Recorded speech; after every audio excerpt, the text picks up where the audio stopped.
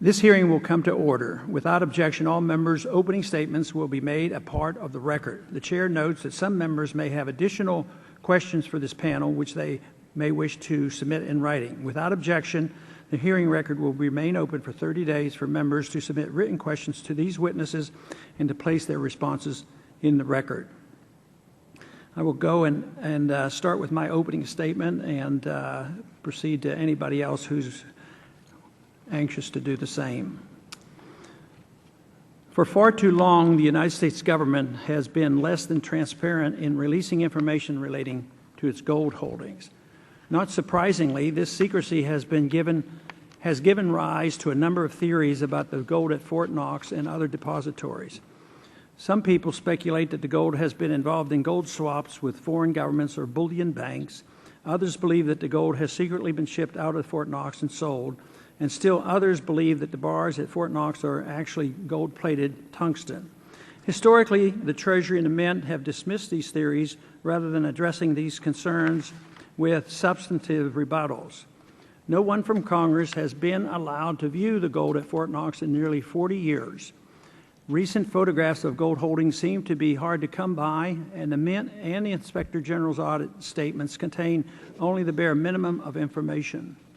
Because the government has for so long refused to provide substantive information on its gold holdings, it is not surprising that so much confusion abounds, both within and without the government. The difference between custody and ownership, questions about the responsibility for U.S. gold held at the New York Fed, and the issue of which division at Treasury is ultimately responsible for the gold reserves are just some of the questions that have come up during the research for this hearing.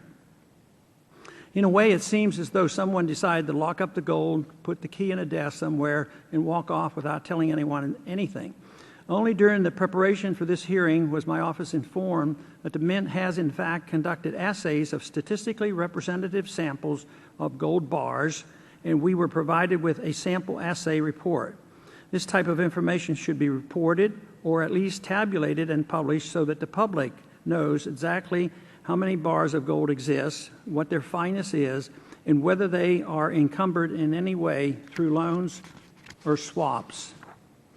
While various agencies concerned have been very accommodating to my staff in attempting to shed some light on this issue, it should not require the introduction of legislation or a congressional hearing to gain access to this information.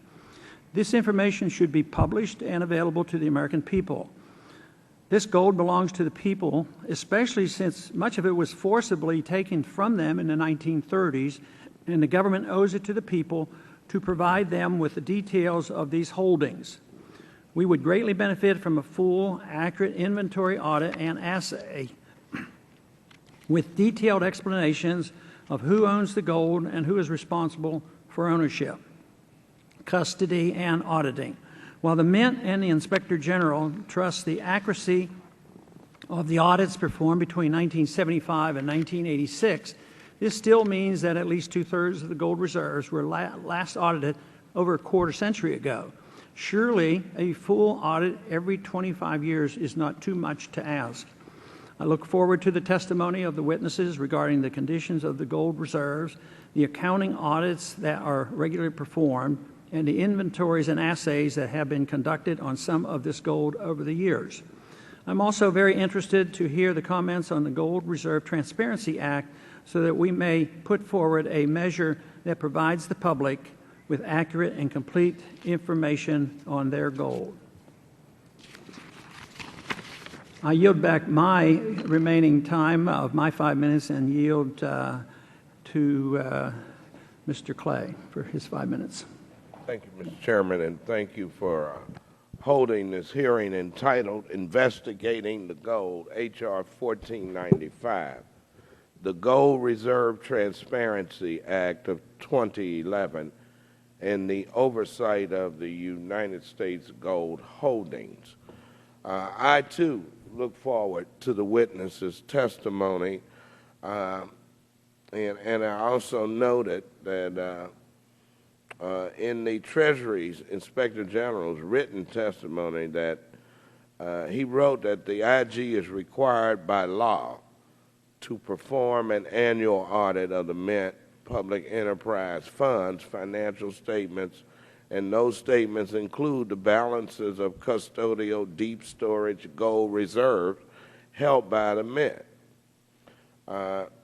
It seems as though there is already an annual audit that both the IG and the GAO believe is already required of them. However, Mr. Chairman, one other suggestion is perhaps we as a subcommittee may consider taking a tour of Fort Knox and the other places that house the gold and really witness for ourselves if it's going. I don't know if that would be enough to determine if the gold is authentic. But I mean, it may be something for the committee to consider. So I look forward to the witness's testimony, and again, I thank the chairman.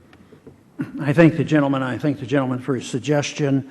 I think it is a good idea to go and at least show our interest, but I personally would feel like I would have shortcomings on looking at a bar and knowing exactly what I was looking at, but there's no reason why we can't, at least consider that as a starting point. Does any other member care for an opening statement? Okay, I will proceed into the questions.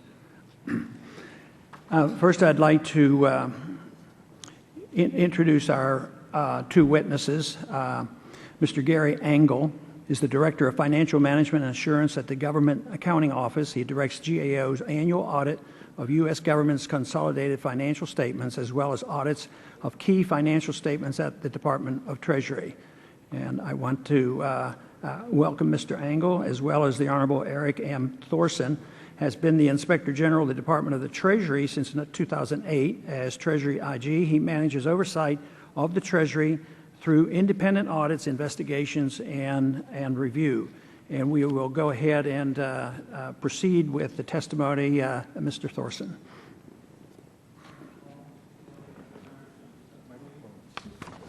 Thank you for the opportunity to appear before you this afternoon. My testimony will cover the audits done by my office on the United States Mint's schedule of custodial deep storage gold reserves. Hereafter, I'll mostly refer to them simply as the gold reserves. Before I discuss the details of the audits that are the topic of this hearing, I want to make one point very clear. 100% of the U.S. government's gold reserves in the custody of the Mint has been inventoried and audited. Furthermore, these audits found no exceptions of any consequence. I also want to assure you that the physical security over the gold reserves is absolute. I can say that without any hesitation because I have observed the gold and the security of the gold reserves myself. Accordingly, the requirements of H.R. 1495, which calls for a full assay, inventory, and audit of gold reserves of the United States, together with an analysis of the sufficiency of the measures taken for the security of such reserves, is redundant of audit work already done. Since 1993, my office has performed annual audits of the government's deep storage gold reserves held by the Mint. In fact, our fiscal year 2011 audit of the gold reserves is currently underway. My testimony today will briefly describe what the Mint gold reserves include and the annual audits performed by my office since 1993. The Mint maintains its storage gold reserves in three highly secure locations: Fort Knox, Kentucky, West Point, New York, and Denver, Colorado.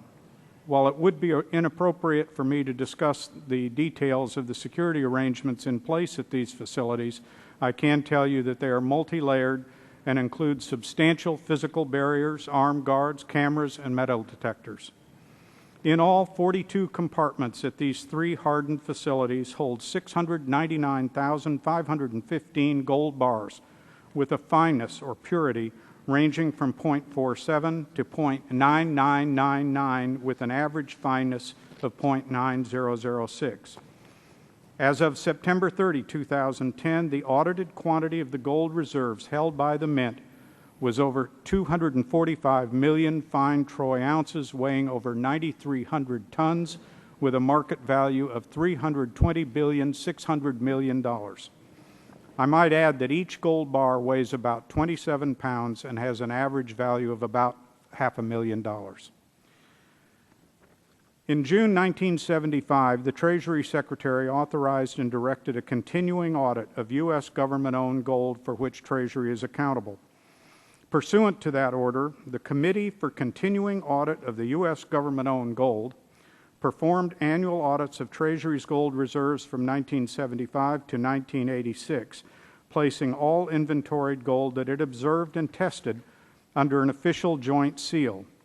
The committee was made up of staff from Treasury, the Mint, and the Federal Reserve Bank of New York.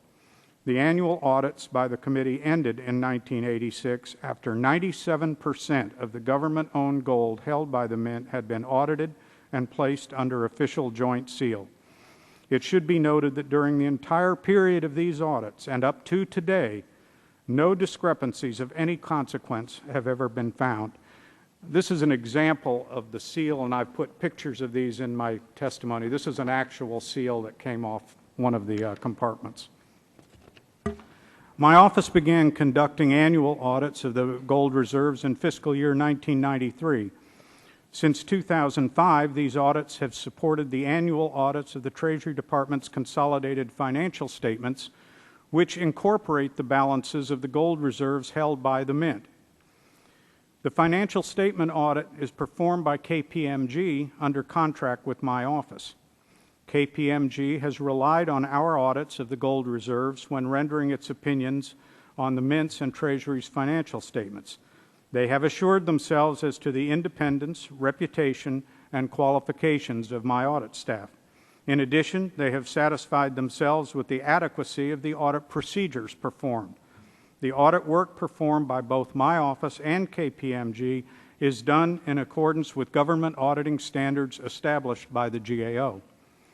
Since 1993, when we assumed responsibility for the audit, my office has continued to directly observe the inventory and test the gold.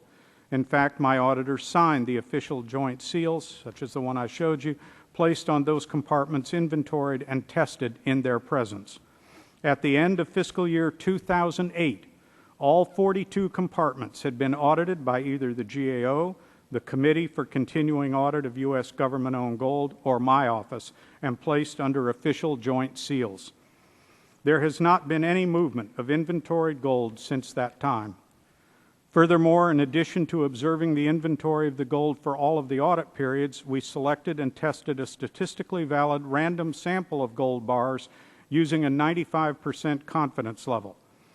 We found without fail that any differences between the fineness reported by the Mint and the fineness based on our independently obtained assay reports were immaterial and negligible. For example, during our fiscal year 2008 audit, we sampled gold valued at $75 million. Based on the independent assay of those samples, we projected the dollar value of the difference based on the assay report and the Mint's inventory records to be $3,820, or 5/1,000ths of 1% of the gold inventory. As discussed earlier, by the end of fiscal year 2008, all of the gold reserves in the Mint's custody have been 100% inventoried and audited. In closing, based on the work performed by my office and by my own personal observations, I can assure the subcommittee, and as you said, sir, the American people, that both the quantities and the value of the U.S. government's deep storage gold reserves held and reported by the Mint are reliable and fully audited. I mention the American people because, as you said, sir, they own this gold. The reason we go through all of the procedures that I just mentioned is to give the American people the absolute confidence that the gold reserves are as represented. Fort Knox, for instance, it isn't just a huge stockpile of gold. It is also a symbol of the stability and financial soundness of their government. To create doubt about the value or the security or even the very presence of the gold reserves without reason contributes to the distrust in government that seems to be a growing trend today. It is the obligation of every Inspector General to report to the Congress and to the public areas of concern that need to be fixed. But I believe it is also my obligation to report to you when something is being done right. and that is the case here today. And that concludes my statement. I thank the gentleman, and we'll proceed to Mr. Engel. Thank you, Mr. Chairman, Ranking Member Clay, and other members of the subcommittee. I'm pleased to be here today to discuss H.R. 1495, the Gold Reserve Transparency Act of 2011. As of September 30, 2010, about 95% of the reported U.S. gold reserves were in the custody of the Mint, of which nearly all is deep storage gold. The remaining U.S. gold reserves were in the custody of the Federal Reserve Bank of New York. In 1974, in response to congressional interest and in conjunction with the Mint, GAO assisted in the planning and observed the inventory of U.S. gold reserves in the depository at Fort Knox. GAO selected and audited 3 of the 13 compartments at that depository.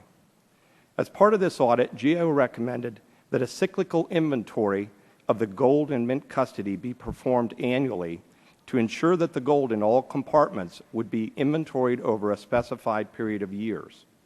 Acting on this recommendation, in 1975, Treasury established the Committee for Continuing Audits of United States Government-Owned Gold. Treasury OIG officials estimate that about 92% of the U.S. gold reserves have been audited by, between GAO and the Committee for Continuing Audits as of September 30, 1986.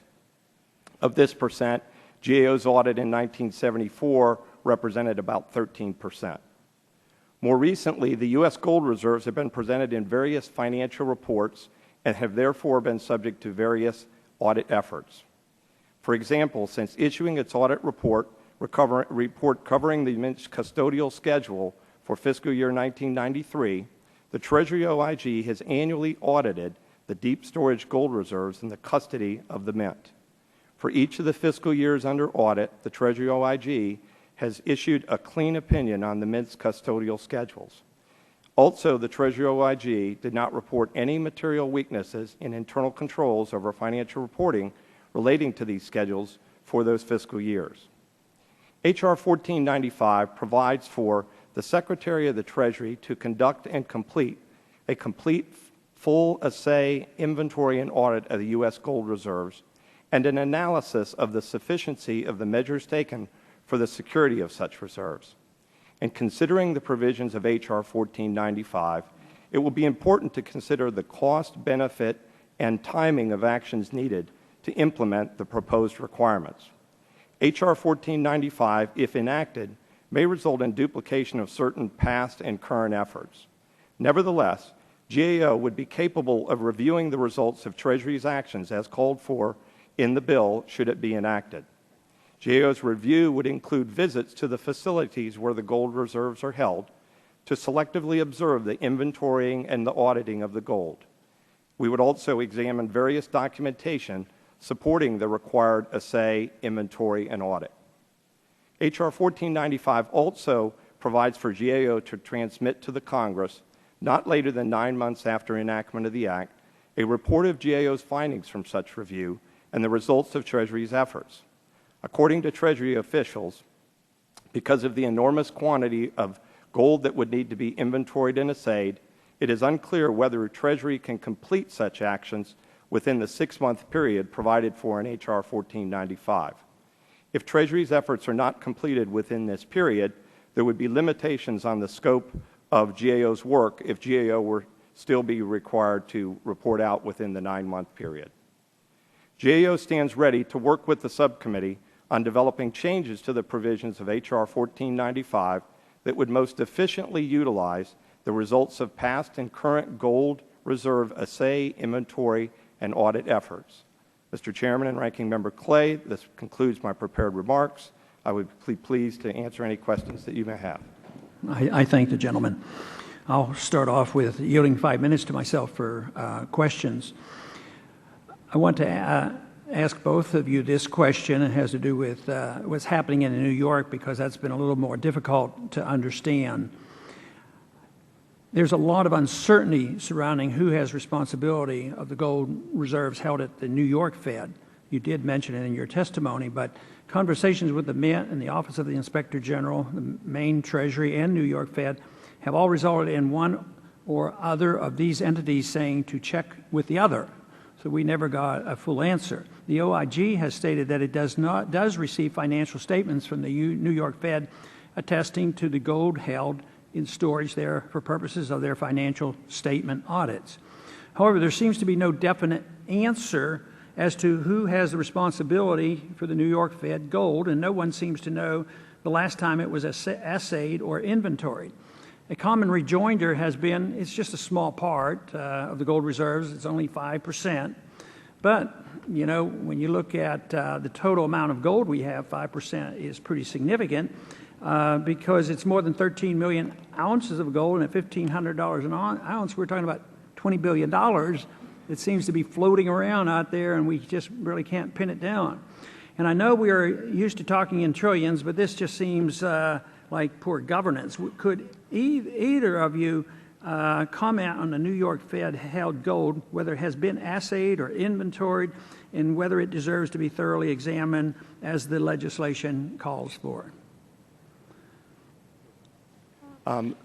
My understanding is that the gold reserves in the Federal Reserve Bank of New York have not been assayed.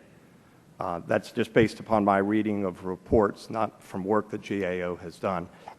But it's also my understanding from reading a Treasury OIG report from back in 1987 that the pretty much 99.9% of the gold reserves that were in the Federal Reserve Bank of New York at that time, and I think the amounts of fine troy ounces when I looked has not really changed to what it is now, had been being audited over periods of time by the Federal Reserve examiners, and that those inventories had been observed by members of the Committee for the Continuing Audits that we spoke of earlier.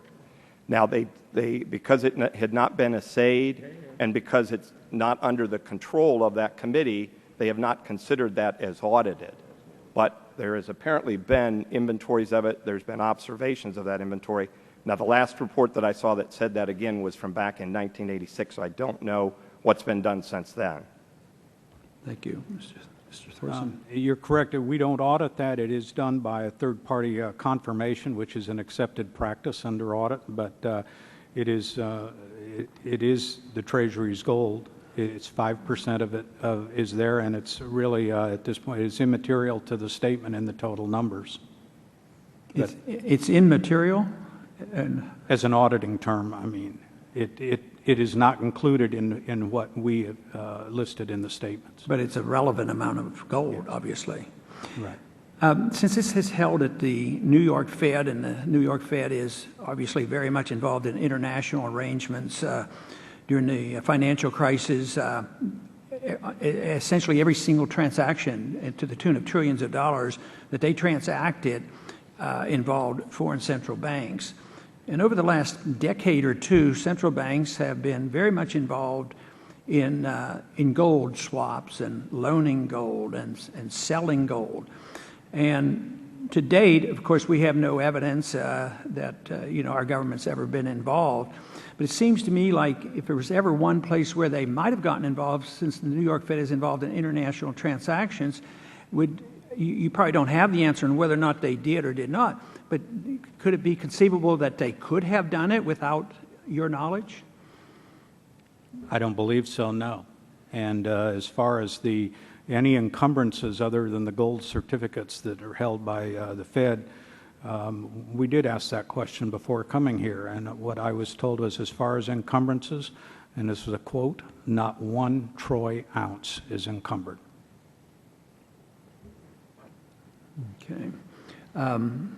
I yield back, and now I yield 5 minutes to Mr. Clay. Again, thank you, Mr. Chairman, for conducting the hearing, and let me thank both witnesses for your testimony today.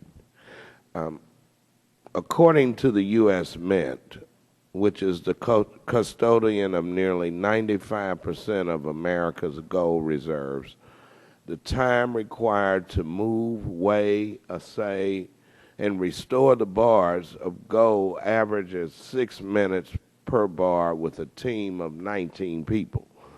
The Mint points out that extrapolating that to 700,000 bars, as the legislation requires, would require nearly 1.3 million man-hours of incremental labor.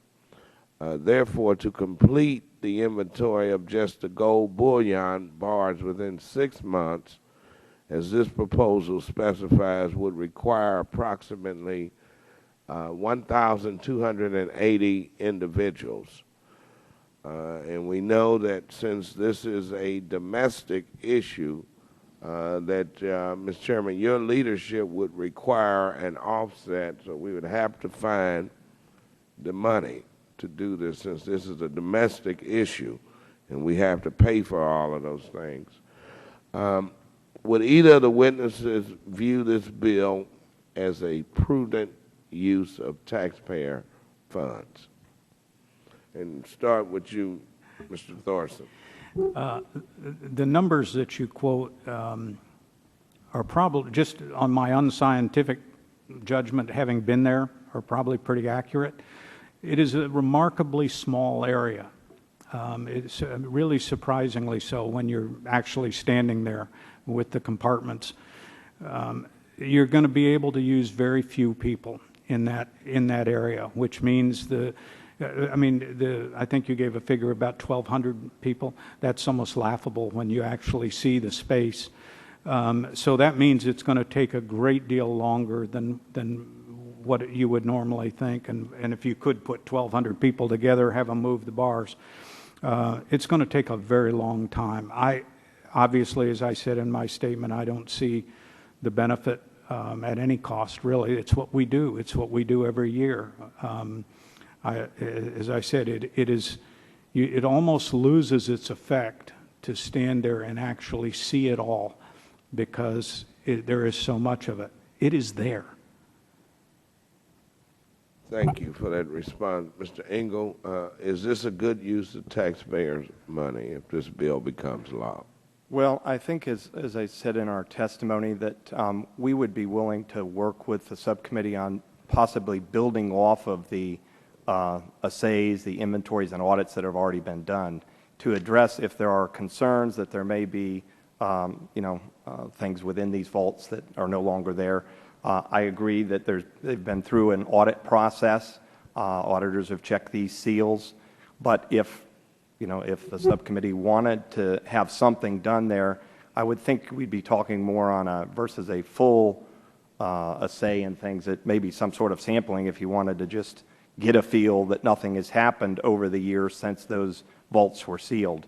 But outside of that, it seems quite a bit redundant in what's already been done. All right. I thank both witnesses for their responses. And, Mr. Chairman, I yield back.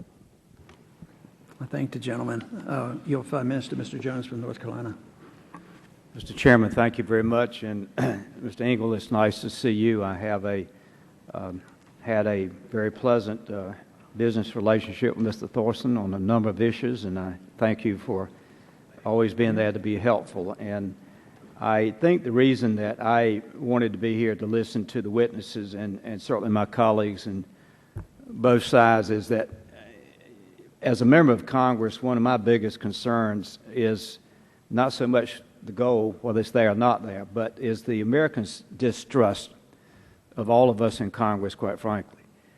And I was reading, my staff got for me this, I'll read it, has nothing to do with this hearing, but it will lead to something in a moment.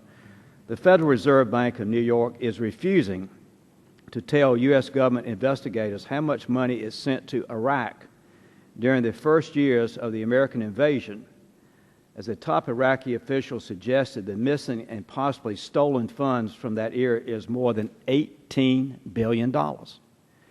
And there's Stuart Boyne, a wonderful inspector general that's always exposed all the lost American money, going to the New York Fed, and they won't meet with him. And I think that's the reason that maybe this bill has been introduced, and maybe not for other reasons as well. But if the American people could just regain a little bit of confidence in Washington, whether it be an agency or the Congress itself, it would really, I think, help the environment of America. And I was wondering, I was thinking when Mr. Clay was suggesting and Mr. Paul, the chairman, kind of agreed, does it make any sense for there to be a congressional delegation of 5 people, 3 people, 6 people, that every so often when you do the audit, I think you said once a year, or I might have missed that in the testimony, you have to correct me, but is it already in the guidelines or the statute that there would be a couple of representatives from the Senate and House that would be able to accompany the inspectors when they go to, or the auditors, not inspectors, auditors? To me, this is about, there's so much, if I could change one thing in America, and if I could control one thing, it'd be the internet. There's more misinformation on the internet than there is accurate information. And all there has to do is some person who's challenged, I want to be careful about this, that puts on the internet that you cannot find the gold at Fort Knox. Then all of a sudden, thousands of millions of people are seeing that. They're not hearing what you're saying. So I just wonder if it makes any sense, if it's in your regulations or if it needs to be in the statute, that there would be a team of 2 senators or 2 representatives that would have the option of accompanying your inspectors to one of the sites. Actually, that has happened under a situation very similar to this one in 1974. In September of 1974, I believe it's Russello, congressman, took a delegation to include, I believe there's 1 senator, and Huddleston.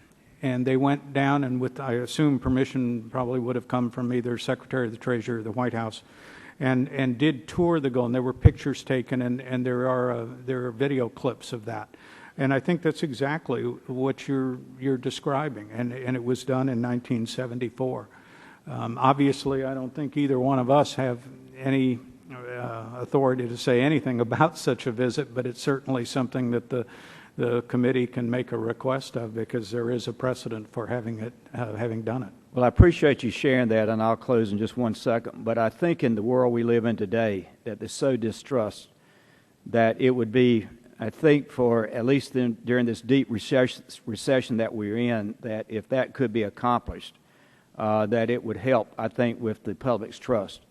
Not so much that they should leave members of Congress, but I think that if this was an announced group meeting and members, and then it gets some publicity, and maybe there could be a news conference afterwards. I don't know. I think there's validity in why we're having this hearing today, and I just wanted to share those thoughts with the panel and you, Mr. Chairman, and my colleagues. I yield back.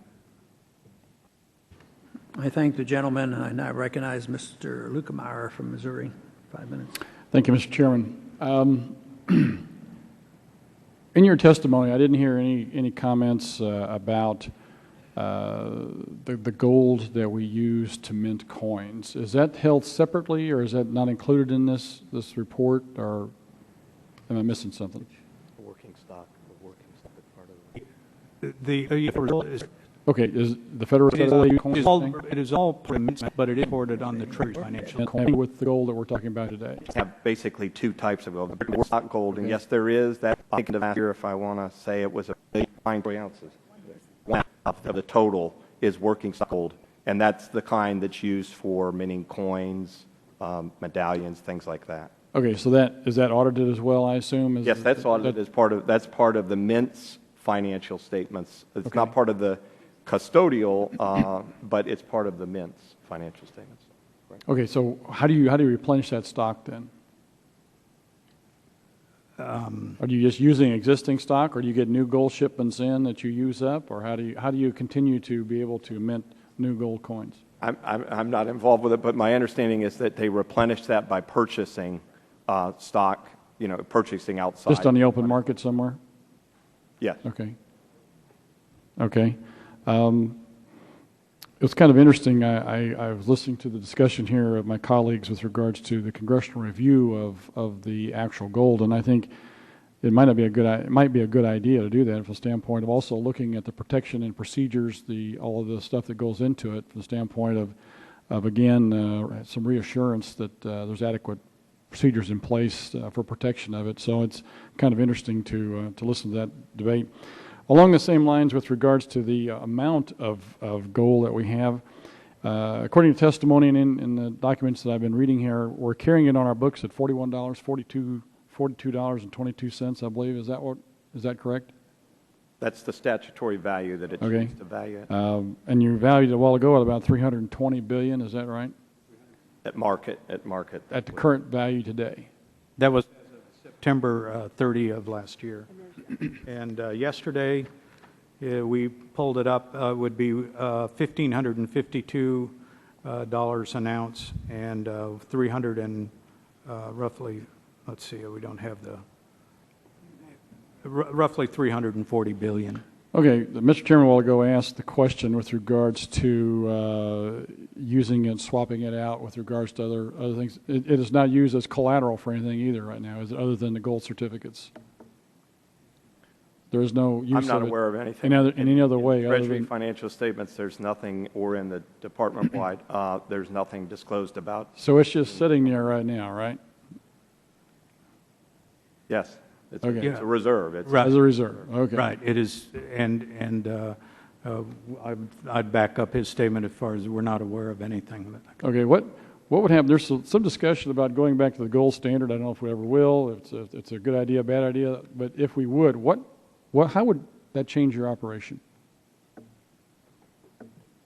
I can't speak to the gold standard and how it would change it. On the gold standard issue? Yeah, if we went back to the gold standard, how would it change the operation of I'm what not you sure do? Would we have to have some more, would it be some transactions going on with regards to how you take care of it? Would it be, That would we have to raise and lower the amounts that we have all the time or things like that? Or how would we do that?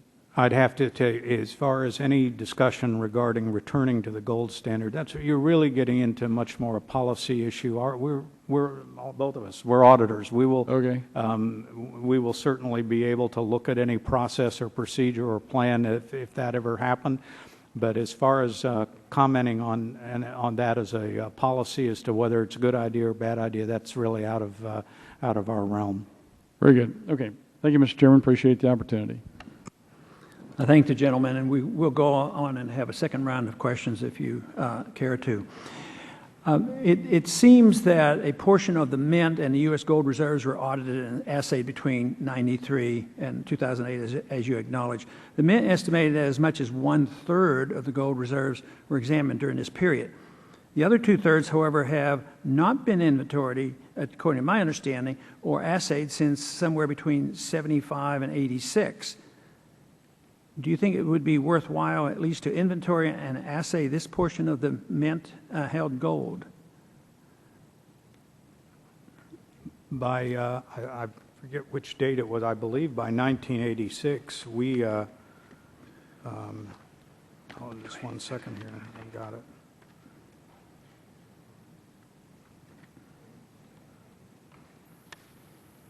it. It basically covered, and by 1986, 97% of the government-owned gold held by the Mint had been audited and placed under joint seal. So once you've done that, and that seal remains unbroken, then I'm not sure what other benefit there would be to going back into it at that point. But by 86, you had 97% was audited. Well, it just seems like it's quite a bit different the way you describe audits compared to, I think, a general understanding of audits. They don't audit small portions over 20 and 30 years. And an audit, I thought, was supposed to be audited as quickly as possible. I think this is a little different because what you've got, as opposed, for instance, if I'm auditing inventory of a company, product goes out, product comes in, it's replaced, et cetera, et cetera. In this case, there is no movement. Those doors aren't opened. There is nothing there that can happen because once those doors are sealed, and I've given you a couple of show and tell here examples, it's very obvious if those seals are ever broken. And it's not like as I mentioned, in a normal audit where product is moved out and I replace it and I move on. That's not what happens here. There is no movement. Those doors are not opened, and if they are and a seal is broken, then those people who did it is replaced, the seal is put in place. So I guess it's hard to imagine what benefit there would be if, in fact, the seals that cover those doors are unbroken.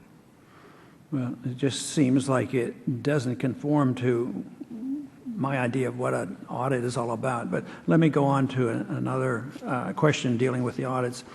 There's been a lot of speculation as to the condition of the gold reserves, and as I mentioned in my opening statements, it was not until legislation was introduced and a hearing scheduled that information surrounding assays and inventories conducted by the Mint and the Office of the Inspector General was forthcoming. And your offices have been very accommodating in the process. But it seems to me that all this information about the activities of the Mint and the IG have been engaged with respect to the gold reserves, and a result of these activities should be gathered together in one place and made readily available, like was mentioned on the internet. Maybe we could have it available to the public. That is what my bill proposes. Assay and inventory the gold, evaluate whether it's encumbered in any transaction by the Treasury, have the Treasury issue a report. The GAO independently verifies that report as Congress's investigative arm. Could you comment on the reporting element of the legislation as well as the GAO's independent review? Could you also comment on the extent to which the information already available could be published? Can we get the information a little easier instead of dragging it out, if for no other reason, for reassurance, because the questions have been building over the years, and when you say, well, when was it fully audited? My understanding, a full audit of the gold, most people give me the date of 1953. So what about the facilitating of information to give the American people the absolute reassurance that they're asking for? Well, I guess it would depend on what you wanted. We publish all of the audit reports on our website. They're public. You all asked for assay reports, which we certainly provided. We keep them for a while.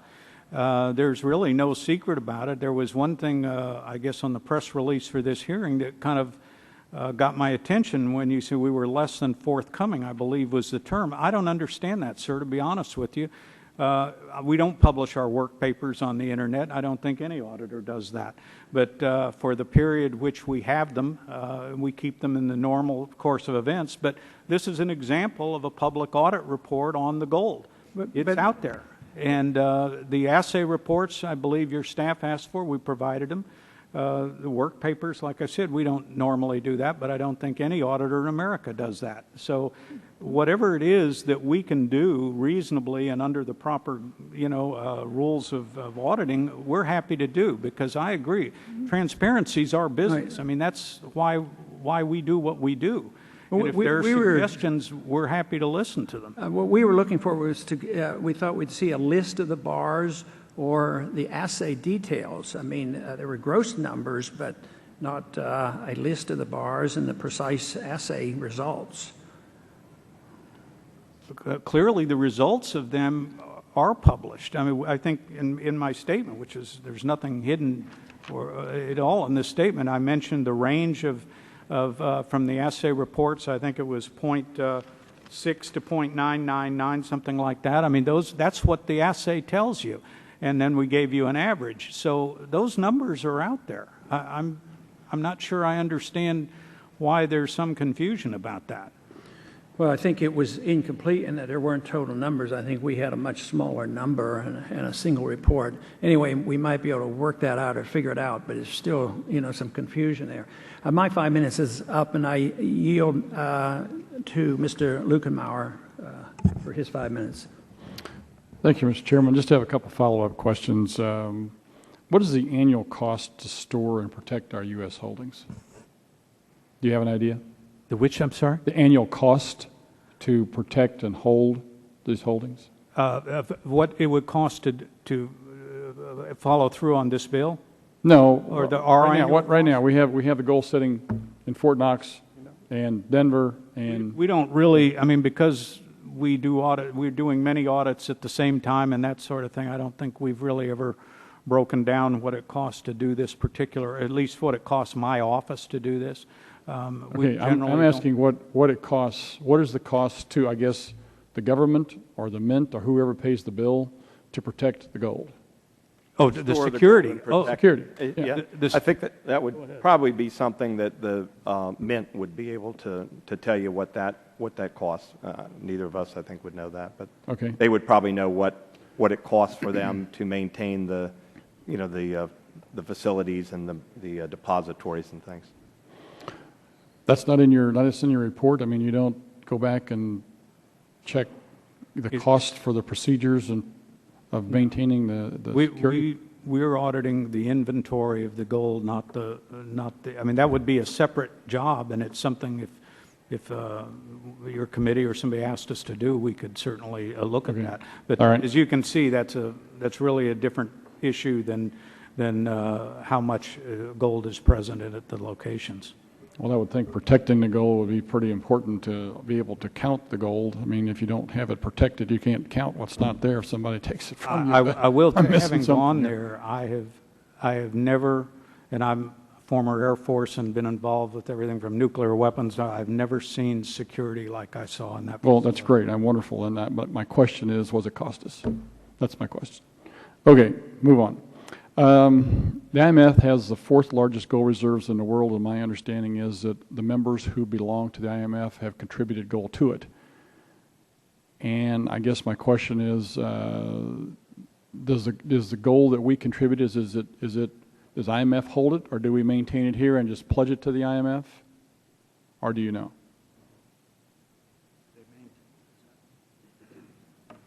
State the last part, please, sir. Okay. All of the members, all the people who are members of the IMF have contributed gold to their reserve. The United States is a member of the IMF. Right. Did we, when we pledged this gold, did we take it and physically move it to the IMF, or did we just have it pledged? There are no, I'm sorry, I understand when you, there are no encumbrances on the, there's nothing, there's no reason to move it. We've been assured there, as I Okay, think I so- quoted, there is not 1 troy ounce that is encumbered, therefore. Okay, so we've moved the gold to the IMF. The gold, the encumbrances that I'm aware of, the only ones are to gold certificates held by the Fed. And if they were to go to the physical side of it, what you're talking about is if they were to redeem those gold certificates, they'd be paid in currency. They wouldn't be paid in gold. The gold is collateral. Okay. It wouldn't be redeemed that way. Okay, according to my resources here, that say there's 261 million ounces that's reported as U.S. Treasury-owned gold. It's part of the IMF reserve. And so we don't hold it ourselves. The IMF holds it in their reserve, wherever that's at.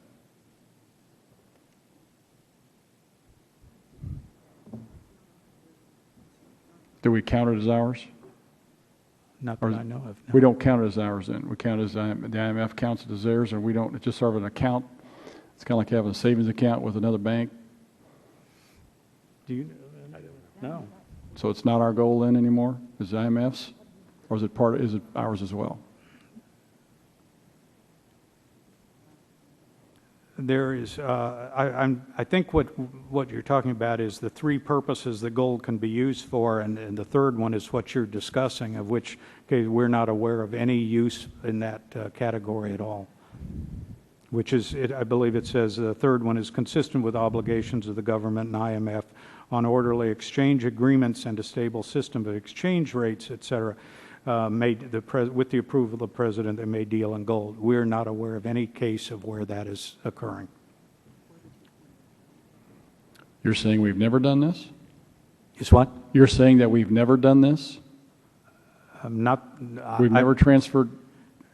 I'm not aware of any time we've done that, and at least certainly not that it affects the amount or the type of gold in the reserves, no.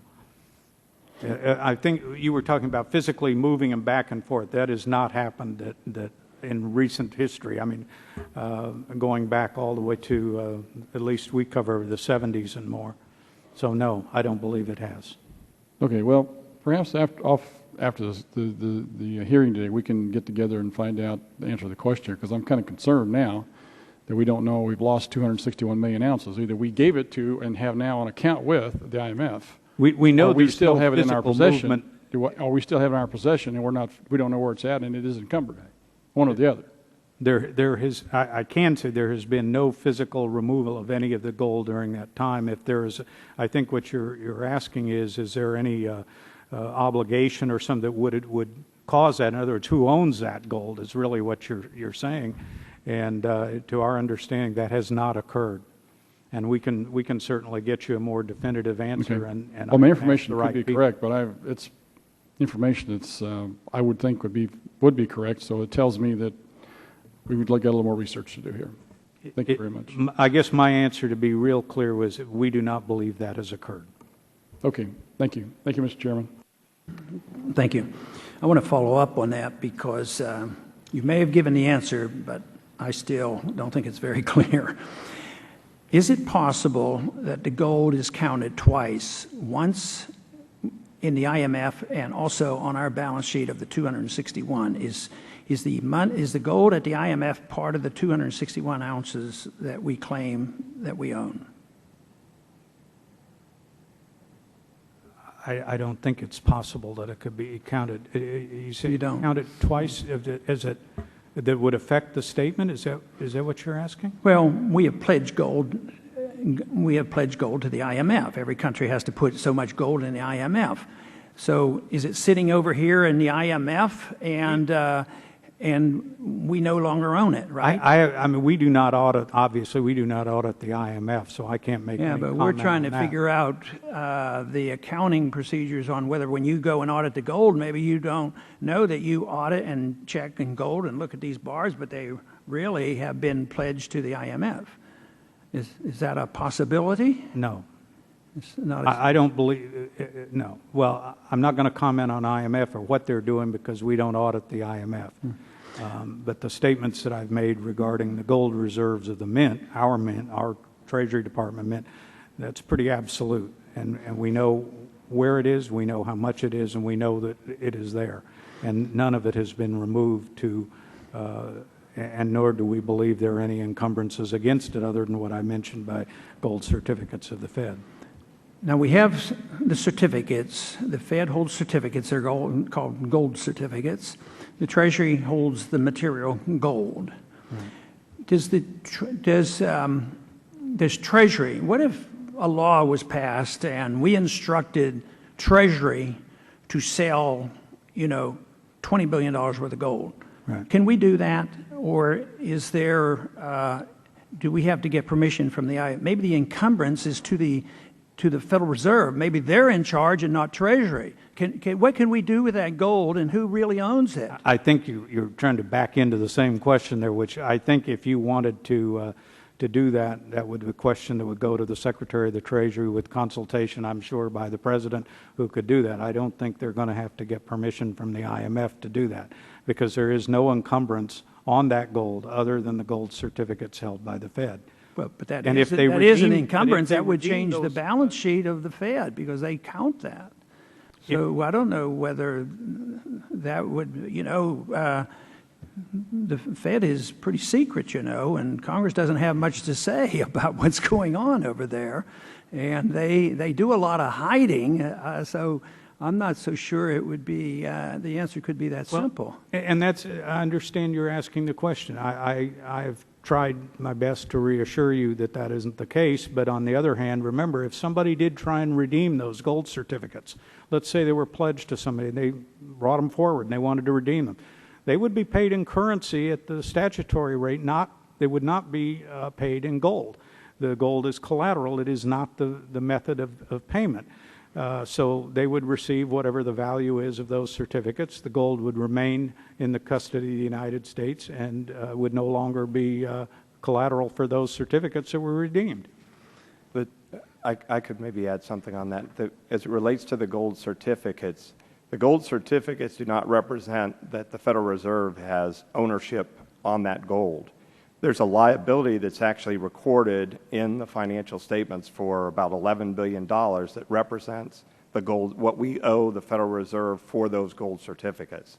Now, if we were to go to sell some of that gold, my understanding is that Treasury would have to retire those gold certificates, and then I think it's what Mr. Thorson's saying, there would be a reduction in the cash balance that Treasury has over at the Federal Reserve for the amount of whatever at that $42.22 per, whatever amount of the gold certificates you were redeeming. But there is an actual liability that's recorded currently and has been for years on the government's financial statements for the amount that they owe the Federal Reserve for those gold certificates. They owe the Federal Reserve. And that's what I meant by the fact that if they were redeemed, obviously, because it is a liability, if they presented those, there is an obligation to pay those, but it would not be paid in gold bars. I want to go back to asking for, or suggesting that we have more thorough reports in our request from you on these reports. We did get one assay report, which given as an example, there were 86 bars involved, and you showed the details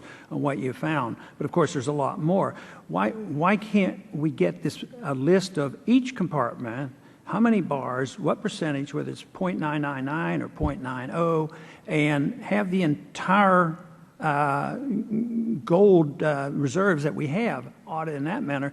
So we see this one report, but we're asking, since there's a claim that all this has been audited and checked, couldn't that be all into one report, since we only got one assay report? I think what you're describing is really what the Mint does as far as, remember, the Mint inventories and assays we audit, and there's a difference there. What you're asking for, I believe, really you need to direct that to the Mint, and they can probably satisfy you as to what kind of records you're really looking for there. The Mint should have records by bar, what the fineness is of each of those bars. I would think they would have records as to what's been assayed of those bars as part of the inventorying and audit process. But I think they're the ones that would have that type of detail. Right. Okay. I see Mr. Schweikert has come in. Are you ready to pursue and ask a question at this time? Or? Pass. Okay. Okay. Well, I'll go back to Mr. Lukenmauer if he follows up. I just have one follow-up here with regards to the last question or line of questioning we were at. The more I think about it, the more concerned I am, because we need to know if the goal that the U.S. has contributed to the IMF, we need to know if it is still counted as a U.S. gold reserve. In other words, if it is, then it is an encumbered amount of gold that we have sitting there and should be reported as such. If it's not, it should be reported like a savings account for an individual on their financial statement, and should be reported then on the financial statement of our government as an asset sitting in the IMF. Well, I think what you're saying, clearly, if it was encumbered or belonged to IMF or anyone else, that would need to be reflected on the statement, because we are representing this is the Treasury's gold, and therefore that would not be an accurate statement if it were encumbered. We have been assured that none of that is encumbered, and therefore that is the total amount. And so I guess there are a number of theories that you could put forth as to how that would be. As auditors of our gold, you should know whether that gold, if it's sitting in the IMF, is reported on our balance sheet somewhere for the government. Well, and gold held by the IMF it would not be that we, like I said, we don't audit IMF, so I'm not going to try and yeah, but aren't you auditing guess the gold? on what's going on there. But if what we do represent is the Treasury's gold, the U.S. gold reserves, which we know where they are, and they're not held by IMF or controlled by IMF. Who owns what's in the IMF then? Who does? Yeah, who owns the gold? That's the United States government's gold. Who owns that then if it's sitting in the IMF? Do we not own that? If I want to make sure I give you an accurate answer, so I'm gonna defer until I can get you the proper answer and that is absolutely accurate, because I can't give you an answer on that off the top of my head. Okay, well, if we own we're supposed to have 17% of the IMF, and if we own 17% of the 90 million ounces, that's a whole lot of money, and we need to know where it's at. Right. So I would certainly appreciate your willingness to work with us to find out number one, is it counted among our reserves and we're not aware of it, and therefore not there? And if it's not, where does it appear on our balance sheet as an asset to the United States government? No, you ask a good question, and that's why I said I don't want to give you an answer off the top of my head. I want a real answer. Well, I want to work with you to find out, make sure where it's at here. And I will get you one. Appreciate it. I yield back. Thank you, Mr. Chairman. Thank you, gentlemen. Welcome, I- and thank you for this hearing, Chairman. And I would like to ask both of the witnesses whether you believe this is a good use of your resources and funds, especially if it's true, as you testified, that it is duplicative of what you already have to do with respect to gold reserves. And I'm mentioning basically Bill 1495, and in this, the GAO wrote, and I quote, "Bill 1495, if enacted, may result in duplication of certain past and current efforts, especially with regard to inventorying and auditing the gold reserves of the United States," end quote. And the Treasury's IG wrote, and I quote, "I believe that the inventory and audit requirements proposed in the Gold Reserve Transparency Act of 2011, H.R. 1495, to be redundant of the work that my office and the Mint have currently performed," end quote. And basically, why should Congress pass legislation that both the IG and the GAO believe is not needed? That's my question. Good to see you both. Go ahead. Mr. Thorson, would you begin first, and then Mr. Angle? In our statement, we did say we believe it redundant because the things that are called for in the act are things we believe we are already doing. And that is a proper audit, an assay. We do assay to a statistical sampling. We don't assay every bar of gold, but we do it to a 95% confidence level. So I'm not sure what it is that you would want us to do that we aren't really already doing. Okay. Mr. Angle? The one area that we talked about a little bit earlier that that maybe if you wanted to have something looked at is the gold reserves that are over the Federal Reserve Bank of New York. Now, there has been some audit work that was done years ago by the examiners of the Federal Reserve, and apparently the Committee for Continuing Audits had observed some of that. But that's not been labeled as audited per se, as I understood it, by the Committee for Continuing Audits. So if you did want to have something done, I guess you could have some work done over on the Federal Reserve Bank of New York. In terms of some of the other, it would be very redundant of what's been already done. Can each of you comment on what you believe would be the cost to taxpayers of implementing H.R. 1495, since we are being very cautious about our deficit at this point in I spending? think both of us would agree. I think the Mint has worked up some numbers that are somewhere above $60 million or more that would be in that range, but I think that's a question more directly they should probably direct to the Mint. Mr. Angle, do you have a comment? No, we do not know. We haven't heard from the Mint what the amounts are. It's our understanding they were working up what they would estimate it would cost. I think they were also, because in addition to the cost of actually doing the inventorying and moving all the bars, when you assay it, you're taking a part of the bar to be tested, and that's basically destroyed, whatever that piece is. So there will be some loss of the gold from the bars through the assaying process if you do that for every single bar that's out there. So there would be a loss from that process as well. Well, I have no further questions, so I yield back to the chairman. Thank you. I'd like to address the subject of the cost because our first estimate. Oh, okay. I will yield 5 minutes to Mr. Schweikert from Arizona. You're kind, Mr. Chairman, and forgive me if this has already been discussed. Curious, educate a freshman. The different places that U.S. gold assets are held. IMF, you were just saying, was the New York Fed, the Treasury, any other places? Not that I can see. No. So those three would cover it? Any of that pledged to loan facilities that would be World Bank or anything else we also touch? No, and to go back to the IMF for a little bit, like I said, I would like to find a direct answer for that one as well.